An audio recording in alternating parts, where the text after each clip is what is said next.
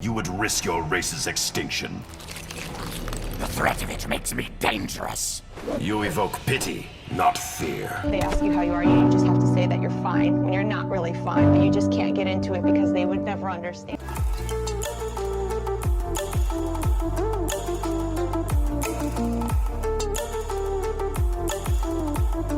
Today's video is going to be a bit more freeform, a well-structured rant, if you will. I have some talking points that I want to cover, but for the most part, it's coming from the heart. And that's because today I'll be defending the most humiliated character in Mortal Kombat history. And what makes that so sad is this character was by far one of the hypest fan characters when they debuted, and stayed that way for a short while. But then for some reason, out of nowhere, the developers decided to repeatedly crap on this character in every single game, and it always got worse. So this character's story is not like Jarek, who started off as a joke and then died as a joke. This character is not like Su Hao, who was universally hated, but then somehow the hate just kept going, and then like Pac-Man came back over here and turned into love. This character started off being a fan favorite, and then for whatever reason, developers just kept crapping on them, and it's gotten worse in every single game. Today, we're talking about Reptile. I'm sure a lot of you already know this, but Reptile made his debut as a secret fight. You had to do a bunch of weird steps to even get a chance to throw hands with this guy. And back in the day, players didn't have access to YouTube or GameFAQs to explain to them how exactly to fight this character. It was a complete mystery. The game did give you hints, but they made no sense whatsoever. And as a result, this secret battle with Reptile became legendary almost immediately. Everybody at the arcade wanted a chance to fight with Reptile, even though he didn't have his own moves yet. He just stole moves from Scorpion and Sub-Zero. But the lack of originality didn't matter. The hype was there for Reptile, and it would only build in Mortal Kombat 2, because now finally we could actually take control of the character and see what unique moves he had. But now it's time for a very important segue, because despite Reptile taking L's in every single 3D era game, he started off being a very powerful and respected fighter. Just check out his bio in Mortal Kombat 2. This guy was Shang Tsung's personal protector. And I want you to think for a second what that means, because when you hire a bodyguard, the idea is to hire someone who can protect you against threats that you can't actually handle, because otherwise there wouldn't be a point. You're not going to hire a middle schooler to fight your battles for you. Anyone you can defeat, you can handle it. So when you hire a bodyguard, they gotta be able to throw hands with people that you can't actually handle yourself. So if Reptile is Shang Tsung's bodyguard, that means he's as strong as Shang Tsung, or possibly even stronger. And keep in mind, in Mortal Kombat 2, Shang Tsung is in his younger form. He's not the decrepit old man that he was in MK1, and even that version of Shang Tsung was very powerful, and Reptile is this dude's bodyguard in MK2 when he's even stronger. That's a badge of honor if you ask me. The only guy you answer to is the guy who answers to the boss himself, and that's it. There's Shao Kahn, Shang Tsung, and then Reptile right below him. But here's where things get really crazy, because now we have the ending, and it turns out despite Reptile being very loyal to Shang Tsung, Shang Tsung's like, nah man, you're better as slaves. I'm gonna enslave your entire race. Lol, JK, get owned. And as you can see right here, Reptile wasn't having that. He devises a plan of his own. Oh, you're gonna enslave my people? Well, how about this, Shang Tsung? I'll body you. How about that? Look at my dinosaur head. It's actually a big misconception that Reptile is a lizard. He's more closely related to a dinosaur, which is still kind of a lizard, but it's also part bird, and it's way more badass. So just keep in mind, Reptile's not a lizard, he's a dinosaur. And here's what our favorite dinosaur does next. He enters the tournament himself and defeats Shao Kahn just to turn against Shang Tsung. That's right, he defeats Shao Kahn to beat Shang Tsung. So if earlier you didn't believe me when I said that Reptile was as strong as Shang Tsung, if not possibly stronger, there you go. He beat Shao Kahn, bodied them just to turn on his master who is below Shao Kahn. And despite being so godlike, Reptile has a surprisingly wholesome ending. He lives out in peace with his race of people. They don't conquer Earth, they live off peacefully by themselves. Your boy Reptile is a Quaker once he's done. This scaly boy solves everyone's problems, kills the two big bads, and then says, you know what, you can have Earth, I just want my tiny spot with my own people, and that's it. So let's go ahead and keep track of what's happened so far. In MK1, he was a bodyguard and a secret boss fight, hype and legendary beyond all belief, one of the most popular mystery characters in fighting games. And then immediately after, in Mortal Kombat 2, he defeats the two strongest characters in Mortal Kombat history at this point in time. That's nuts. However, unfortunately, here's where things start to go a bit south for Reptile. Now, thankfully, from MK2 to MK3, it's a slight decline. In MK4, he's gonna fall off a cliff, but for now, it's just a slight downgrade. As you can see on screen, in this game, Reptile is a loyal servant to Shao Kahn. So he's no longer the bodyguard of the second strongest guy in the series, he's now just a servant, but he's loyal, so there's that. I don't know why the writers are already downgrading him, but there you go. He's already been demoted a little bit, and his main job is to capture Katana at all costs, even if it means killing her. And then we have his ending, which once again is less hype than his ending in the previous game. So he does kill Katana apparently. He catches up and gets the job done, but when he returns, Shao Kahn's like, nah boy, get out my face, you stinky, you ugly, I don't want to look at you. But Reptile wasn't having that. He turned on Shao Kahn and killed him. So the second time in a game that Reptile has killed Shao Kahn. Outside of Liu Kang, not many characters have done that. It's a pretty impressive feat. However, afterwards, Reptile realizes, yo, I may have messed up because that was the one guy who could have resurrected my people and I just killed him. Maybe I should have put him at the edge of death and then forced him to do his magic or something. Now he's dead and my race is kinda screwed. So once again, it's a slight downgrade from MK2, unfortunately. It's not quite as good of an ending for Reptile. A slight downgrade for no real reason whatsoever, because once again, the hype for this character was real. In fact, this character was so popular that he even appeared in the first Mortal Kombat movie, which a lot of characters did not. And then on top of that, he even throws hands with Liu Kang, and he's one of the few characters who gives Liu Kang a hard time in a hand-to-hand fight. Sub-Zero had to back off and resort to freezing the entire room because he could not beat Liu Kang in a straight fist fight, but Reptile was throwing hands and doing a really good job against Liu Kang. In fact, I would argue that Reptile gave Liu Kang a harder time than Shang Tsung did, which checks out. We've seen the endings for MK1 and MK2, so it makes perfect sense for Reptile to be really strong even against Liu Kang. But unfortunately, Reptile did not have access to that god tier plot armor like Liu Kang, so of course he catches the L and he dies, of course, like most villains do in the Mortal Kombat movie. But even so, going toe-to-toe with the champion of Mortal Kombat and giving him a tougher time than Shang Tsung, the final boss himself, is a very impressive feat, so I wanted to touch on it. But here's where things go from bad to absolutely awful. There's still lower to fall, but this is by far one of the worst moments in Reptile's history. The ending for Mortal Kombat 4. You fight every opponent, win the arcade ladder, beat the final boss, and here's your reward as a Reptile player.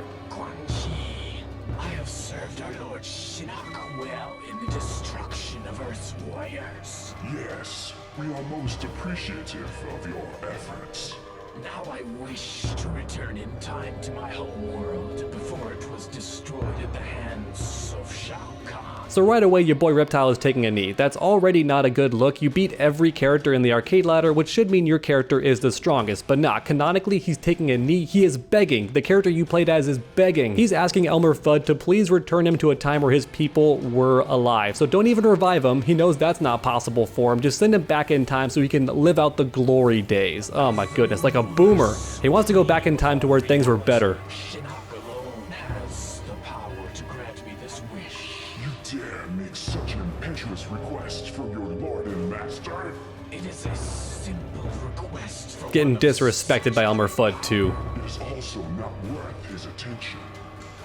I demand it. If it were not for warriors such as myself, his attack against Raiden's forces would have failed. Perhaps you can convey your feelings to Shinnok himself. What? Infidel! You are in no position to demand anything. I could kill you with a mere thought. But we had a deal. A deal? I am not a god of my word, Reptile. All deals are off!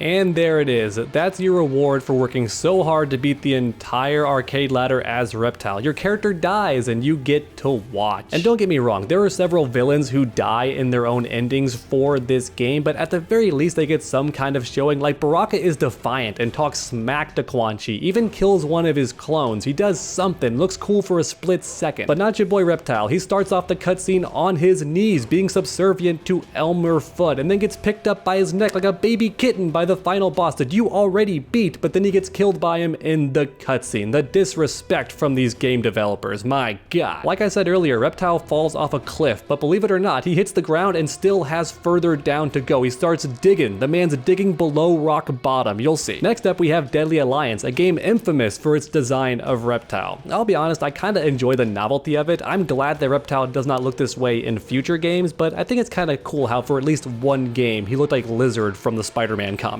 But I digress, let's talk about the ending. So Reptile shows up to the stage after Cyrax and the Tara has left. So your boy's already missed the action. He didn't even take part in some cool fight. He just shows up. That's his ending so far. Our favorite Green Ninja is literally late to the party. That's his ending so far. But things only get worse. So this egg opens up and possesses him. Guess what? This is the soul of the Dragon King. That's right, for anyone not aware, Onaga himself uses Reptile's body as a vessel, which I guess does make sense because he's the closest to being a dragon if you look at his anatomy. And some of you might even be thinking this ending is a W for Reptile because now he has the powers of the Dragon Emperor Onaga. That is sick, but no, Onaga replaces Reptile in the next game. He's not even there, which means that Reptile's ending in Deadly Alliance is him literally getting replaced. I told you he's only gonna fall further from MK4. You thought dying was the worst? No, he gets replaced in his own ending. Once again, don't forget what MK1 and MK2 was like for Reptile. Now look at him in Deadly Alliance. The man just keeps taking L's and he's falling further and further. Now thankfully in Armageddon there's a bit of redemption. His ending kind of sucks. All that happens is that the queen shows up and he meets her and that's it. But at least in the story mode he has some speaking lines. He shows up, he has dialogue, he's got some kind of presence in story mode. And it's not a very big win, but if you ask me, it's something, because in MK9, guess how many lines Reptile has? 0. Guess how many lines he has in MKX? Like 2. And in both those games, literally all Reptile does is lose. That's his whole job in the game, is to be a henchman who gets beaten so you're not fighting the same character over and over again. That's it. But now I've saved the absolute worst for last, and it's Mortal Kombat 11. Reptile is not even a playable character in this game, which is already mad disrespectful because he is by far one of the most popular characters. Despite all the L's the developers keep handing him, he is a very beloved character. But all that hype and love was not enough to even get him into the game. So already that's a massive L, but things only get worse because you would think that him not being playable would make him safe at the very least. But no, the developers were not going to let go of their favorite punching bag that easily. Instead, he does show up in the Krypt, and guess what? You kill him for currency. Yes, that's right, your boy went from being a secret boss character that everyone loved to fight and built the hype, into a loser that you hunt in the Krypt for money. That's it, you killed this guy literally to get currency. How awful is that? And your boy doesn't even put up a fight. He dies in a single swing from Krypt guy, who I don't think is even that durable. I don't think this guy could fight Liu Kang. So Reptile went from a guy who could throw hands with Liu Kang to being one-shot by a random dude who's a vault hunter, pretty much. This guy's like Lara Croft with a hammer. And despite that, Reptile is still dying in a single swing, and once again his job is to be currency. That's it. So how much further could he possibly fall? Do you think maybe in the next game he'll be the only person you can do fatality practice on or something? Because I'll be honest, I don't think things could get worse for this character, and I want to knock on wood because I certainly don't want anything worse for this guy. Reptile is one of my favorite characters, and I'm not alone in that regard. I think many fans consider him one of their top 5 or top 10 characters, and as a result, seeing him hunted and killed for sport in an extra mode like this, not even story mode or conquest, just the Krypt, like the gallery mode, and you kill him for money. That's it, one swing and he's dead. Doesn't even try to run. Guy's digging for nothing. You know what, actually